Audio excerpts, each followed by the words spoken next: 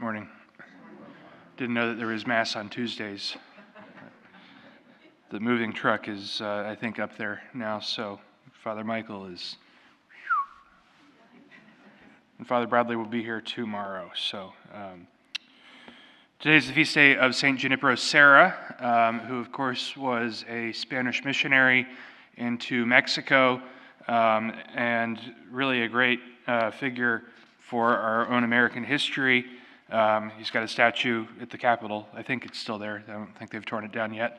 But he went from Mexico City and moved north into California, establishing missions, of course, San Diego, Nuestra Señora de los Ángeles, San Diego, San Francisco, San Juan Capistrano, Misión Cristo Rey, all these different missions in California. And he was actually known for his great care for the indigenous people, sternly rebuking the Spanish soldiers and urging them to treat the people of the missions with great dignity, and not even setting up their camps within the confines of the towns and villages, but rather outside. So modern man likes to, of course, look back and tear down, and so they look at St. Junipero Serra and they say, oh, he was a colonizer, he's a horrible person, but in reality he was a great missionary who cared a great deal for the people. Maybe we need another Junipero Serra to go out there, to go into California to evangelize them, because now it's more like Lot and his wife walking away from California, waiting for God to rain down hellfire and brimstone on them. God doesn't do that anymore. Rather, God uses us as agents of evangelization, as missionaries, to go into the world to proclaim the good news. I was watching yesterday and the night before various stories from different news sources about how the kind of decline in church attendance, especially among young people, the Zoomers, the Gen Z people, it's kind of stopped and it started going back up. And that also the affiliation of the nuns, right, the people who have no religion, has stopped climbing and it started going down. And particularly among young Americans, there's this, and not just America, it's happening in Britain, it's happening in France, which means that God is really at work if it's happening in France.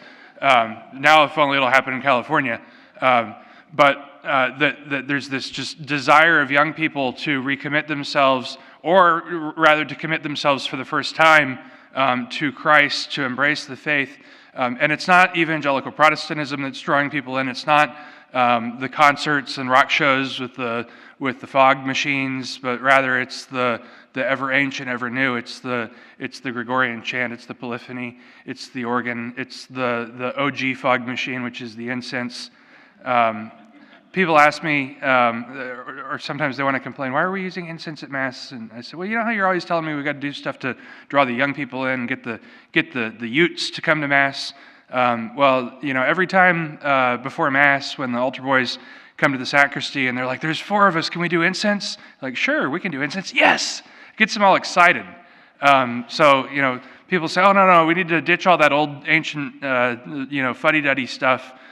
We need to get rid of all the Latin and the chant and the organ and the incense, because that's going to push the young people away. Bring the guitars, bring the drums, bring the fog machines. No, that's a very recent idea that doesn't really draw young people in, because turns out we're not good at doing what the world does. We're good at doing what the church does. So we look to the opportunities for today for us to be modern missionaries, as Junipero Serra was, to reach out and to draw people in, even in the midst of suffering, even in the midst of hardship, to be able to draw people into the church, to allow the church simply to do what it is that she does, of proclaiming the gospel, of providing a refuge, of being a mother, of allowing her children to know how much the Father loves us. And so on this feast day of St. Junipero Serra, let us pray for his intercession that we may continue and increase our activity as evangelizers in the world.